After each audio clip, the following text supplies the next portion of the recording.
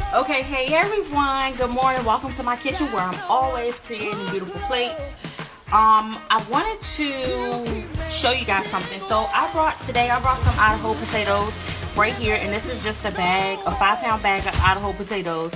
And I want to show you guys a trick that I've seen, I think, on Pinterest, and it actually really does work. I've been doing this ever since I've seen this tip, okay? So what you need is this right here, an apple. That's all you need, is just an ordinary apple.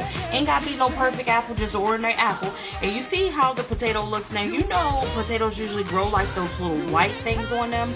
Well, let me tell you the tip.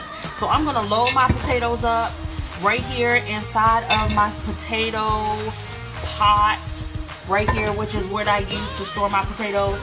And then what I'm going to do is I'm going to take that apple and I'm just going to put that in there. Drop your apple in there. Let me show you. When you drop your apple in there and you keep it in there with your potatoes, you ain't never got to ever worry again about your potatoes growing them little white things, you know, like almost like they got a whole nother potato on their head. You ain't got to worry about that. Just throw that apple in there with that, just like that, and don't even worry about it. And it will be perfect potatoes forever, okay? This is what I learned, and this is what I do from here on out, and I have not changed this. And ever since I've been doing this, I can keep my potatoes a whole lot longer. If you want to have your potatoes to last, try this tip, okay? All right, y'all, that's it. Goodbye.